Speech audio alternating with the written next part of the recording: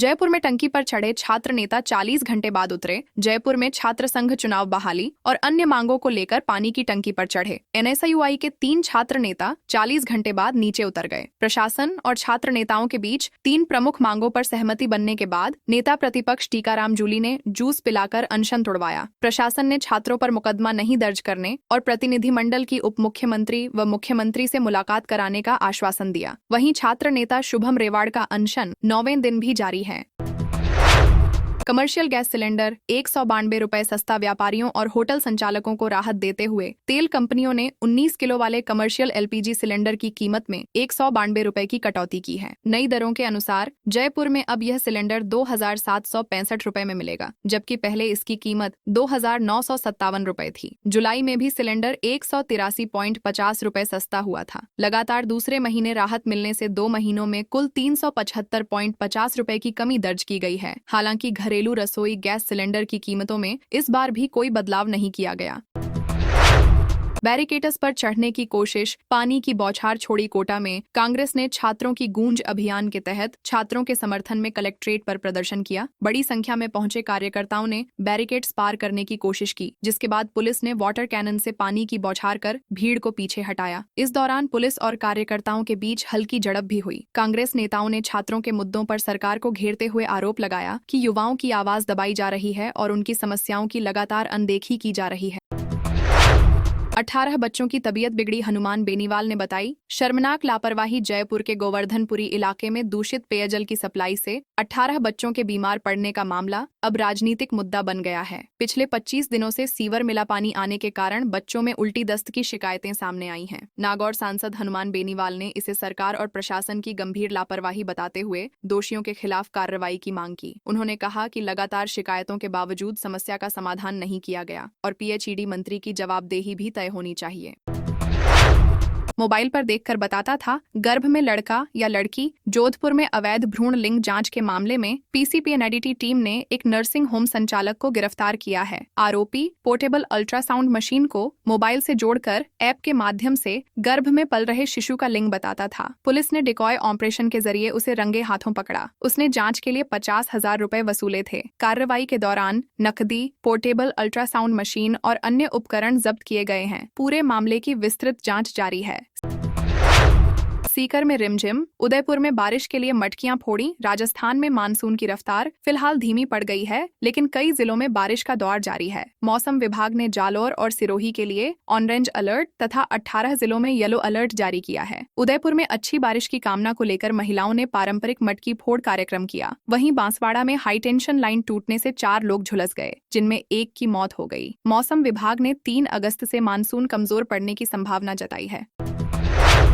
डोटासरा बोले, मुझे ऐरे गहरे नट्ठू खैरों से सर्टिफिकेट की जरूरत नहीं। कांग्रेस प्रदेशाध्यक्ष गोविंद सिंह डोटासरा ने जयपुर में कहा कि राहुल गांधी ने उनके काम की सराहना की है, इसलिए उन्हें किसी ऐरे गहरे नट्ठू खैरों से प्रमाण पत्र लेने की जरूरत नहीं है। उनके इस बयान के बाद कांग्रेस प्रदेश उपाध्यक्ष संदीप चौधरी ने बिना नाम लिए सोशल मीडिया पर तीखी प्रतिक्रिया दी। राजनीतिक हलकों में इसे कांग्रेस की अंदरूनी गुटबाजी से जोड़कर देखा जा रहा है। हाल के दिनों में पार्टी नेताओं के बीच बयानबाजी लगातार तेज होती दिखाई दे रही है।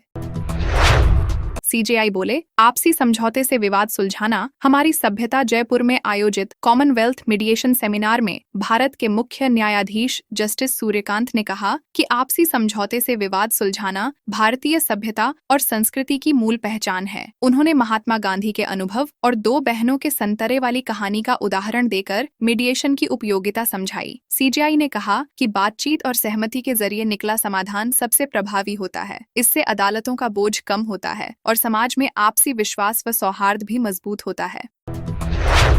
बॉर्डर एरिया में बिना लाइसेंस बिक रही सेना की वर्दी। भारत पाकिस्तान बॉर्डर से सटे श्रीगंगानगर में 15 अगस्त से पहले सेना की नई डिजिटल कॉम्बैट यूनिफॉर्म के नकली कपड़े बेचने का बड़ा मामला सामने आया है। आर्मी इंटेलिजेंस की सूचना पर दिल्ली के आजाद मार्केट और श्रीगंगानगर में संयुक्त कार्रवाई की गई। पुलिस ने बिना लाइसेंस बिक रहे कॉम्बैट फैब्रिक, जूते, कैप और अन्य सैन्य सामान जब्त किए। शुरुआती जांच में खुलासा हुआ कि प्रतिबंधित पैटर्न की वर्दियां 1,500 से 5,000 रुपए तक में बेची जा रही थीं। पूरे सप्लाई नेटवर्क की जांच जारी है। गहलोत बोले, अध्यक्ष जी क्या नाराजगी जताएंगे? उन्होंने कोई नाराजगी नहीं जताई। कांग्रेस में हालिया बयानबाजी के बाद पूर्व मुख्यमंत्री अशोक गहलोत ने डैमेज कंट्रोल करते हुए कहा कि प्रदेशाध्यक्ष गोविंद सिंह डोटासरा ने कोई नाराजगी नहीं जताई है और पार्टी पूरी तरह एकजुट है। उन्होंने कहा कि कार्यकर्ताओं के कांग्रेस में आने को ज्वाइनिंग नहीं कहा जा सकता। गहलोत ने स्पष्ट किया कि सभी नेता मिलकर चुनाव लड़ेंगे और राजस्थान में कांग्रेस की सरकार बनना तय है। हालिया बयानों के बाद पार्टी के भीतर मतभेदों की चर्चा तेज हो गई थी।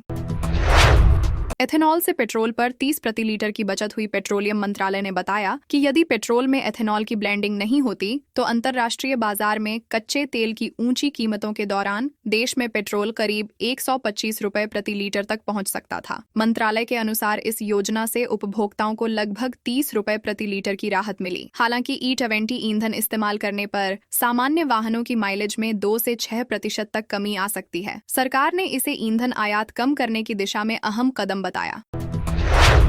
जयपुर में आमरण अनशन पर बैठे छात्र नेता की बिगड़ी तबीयत। राजस्थान में छात्र संघ चुनाव बहाली की मांग को लेकर आमरण अनशन पर बैठे छात्र नेता शुभम रेवाड़ की शनिवार को तबीयत अचानक बिगड़ गई। उन्हें जयपुर के SMS अस्पताल में विशेषज्ञ डॉक्टरों की निगरानी में भर्ती रखा गया है। शुभम पिछले 10 दिनों से अनशन पर हैं और उनका आंदोलन प्रदेश भर के छात्रों के लिए प्रमुख मुद्दा बन चुका है। समर्थक लगातार अस्पताल पहुंचकर उनका हालचाल ले रहे हैं और सरकार से छात्र संघ चुनाव बहाल करने तथा अन्य मांगे जल्द मानने की अपील कर रहे हैं।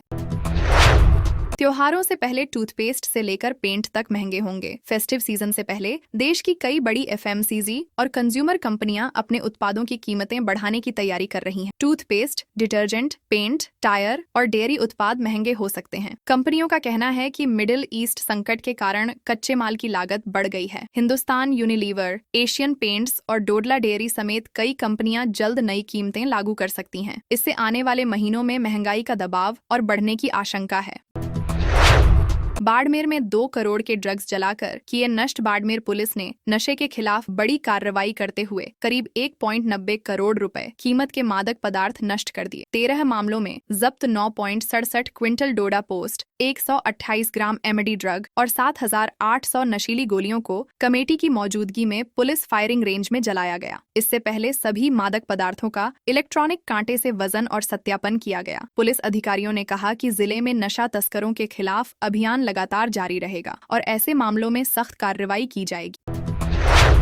जोधपुर में 2 व्हीलर शोरूम में लगी आग, गाड़ियां जली। जोधपुर के बासनी क्षेत्र स्थित एक इलेक्ट्रिक 2 व्हीलर शोरूम में अचानक आग लगने से कई वाहन जलकर क्षतिग्रस्त हो गए। सूचना मिलते ही दमकल की टीम मौके पर पहुंची और करीब 45 मिनट की मशक्कत के बाद आग पर काबू पा लिया। शुरुआती जांच में शॉर्ट सर्किट को आग लगने की वजह माना जा रहा है। हादसे में लाखों रुपए का नुकसान हुआ, लेकिन राहत की बात यह रही कि किसी प्रकार की जनहानि नहीं हुई। पुलिस और फायर विभाग पूरे मामले की जांच कर रहे हैं। अलवर में खून टपकती थैलियां, सिरिंज और निडिल मिली। अलवर के अंबेडकर नगर स्थित एक कबाड़ी की दुकान से 1 टन से अधिक बायोमेडिकल कचरा मिलने से हड़कंप मच गया। जांच के दौरान खून से भरी थैलियां, इस्तेमाल की गई सिरिंज, निडिल, ग्लव्स और अस्पतालों का अन्य खतरनाक कचरा बरामद हुआ। आरोप है कि अस्पतालों का बायोवेस्ट नियमों के अनुसार नष्ट करने के बजाय कबाड़ियों को बेचा जा रहा था। स्थानीय लोगों ने संक्रमण फैलने की आशंका जताते हुए जिम्मेदार लोगों के खिलाफ सख्त कार्रवाई और पूरे मामले की निष्पक्ष जांच की मांग की है। जयपुर दिल्ली नेशनल हाईवे पर टोल बूथ हमेशा के लिए बंद। जयपुर दिल्ली नेशनल हाईवे 48 पर सफर करने वाले लाखों लोगों के लिए बड़ी राहत की खबर है। NHAI ने गुरुग्राम से जयपुर के बीच 270 किलोमीटर लंबे कॉरिडोर पर barrier free multi lane free flow toll system लागू कर दिया है। शाहजहांपुर टोल प्लाजा पर अब वाहनों को रुककर टोल नहीं देना होगा। गाड़ियां सामान्य रफ्तार से गुजरेंगी और हाईवे पर लगे कैमरे अब सेंसर, फास्टैग और नंबर प्लेट स्कैन कर अपने आप टोल राशि काट लेंगे। इससे जाम कम होगा और यात्रा पहले से अधिक तेज व सुगम बनेगी। RAS अफसर के PA ने मांगी थी 2.4 लाख घूस। जयपुर कलेक्ट्रेट में ADM नरेंद्र कुमार के निजी सहायक मुकेश कुमार के खिलाफ ACB ने रिश्वतखोरी का मामला दर्ज किया है। आरोपी को 1 लाख रुपए की रिश्वत लेते रंगे हाथ गिरफ्तार किया गया था। जांच में सामने आया कि उसने ट्रैवल फर्म के लंबित बिल पास कराने के बदले कुल 2.4 लाख रुपए की रिश्वत मांगी थी। पहले 1.50 लाख रुपए और बाकी राशि बिल पास होने के बाद लेने की बात तय हुई थी। ACB अब आरोपी की संपत्ति, लेन देन और पूरे मामले में अन्य लोगों की भूमिका की जांच कर रही है। पायलट बोले, भजन लाल सरकार ने 2.5 साल में ही खो दिया जनता का भरोसा। कांग्रेस के राष्ट्रीय महासचिव और पूर्व उप मुख्यमंत्री सचिन पायलट ने भजन लाल सरकार पर तीखा हमला बोलते हुए कहा कि सरकार ने 2.5 साल में ही जनता का विश्वास खो दिया है। उन्होंने आरोप लगाया कि सरकार की घोषणाएं सिर्फ कागजों तक सीमित हैं और कानून व्यवस्था, ग्रामीण विकास तथा सुशासन जैसे मुद्दों पर पूरी तरह विफल रही है। पायलट ने कहा कि आगामी विधानसभा सत्र में कांग्रेस हर जनहित के मुद्दे पर सरकार को घेरने का काम करेगी और छात्र संघ चुनाव में हो रही देरी पर भी सवाल उठाएगी। राजस्थान में नजर आई दुर्लभ सूरजमुखी गिलहरी। राजस्थान के टोंक जिले में एक बेहद दुर्लभ अल्बिनो यानी सफेद गिलहरी दिखाई देने से वन विभाग और वन्य जीव प्रेमियों में उत्साह है। देवली स्थित CISF RTC परिसर के वन क्षेत्र में जवानों ने इस गिलहरी का वीडियो अपने मोबाइल में कैद किया। वन विभाग के अनुसार यह कोई अलग प्रजाति नहीं बल्कि शरीर में मेलानिन की कमी के कारण होने वाला आनुवंशिक परिवर्तन है। विशेषज्ञों का कहना है कि ऐसी गिलहरी करीब 1 लाख में केवल एक ही होती है।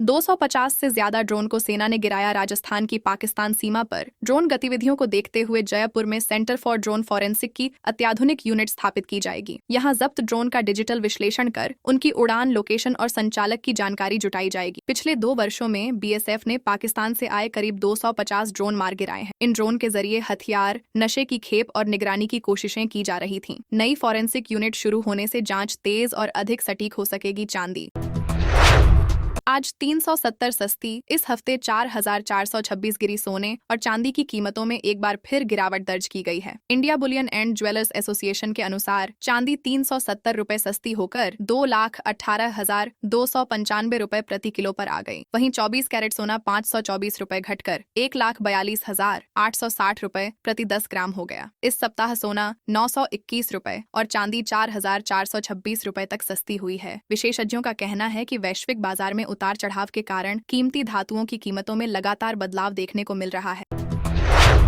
पुलिस ने हत्या के आरोपियों की निकाली परेड लंगड़ाते दिखे। जयपुर के मानसरोवर इलाके में मजदूर बलवीर की हत्या के मामले में गिरफ्तार 3 आरोपियों की पुलिस ने इलाके में पैदल परेड निकाली। 4 दिन पहले मामूली विवाद के बाद आरोपियों ने लाठी डंडों से हमला कर बलवीर की हत्या कर दी। परेड के दौरान आरोपी लंगड़ाते हुए दिखाई दिए और बड़ी संख्या में लोगों ने उन्हें देखा तथा मोबाइल से वीडियो भी बनाए। पुलिस का कहना है कि इस कार्रवाई का उद्देश्य अपराधियों में कानून का भय पैदा करना और समाज में सुरक्षा का संदेश देना है।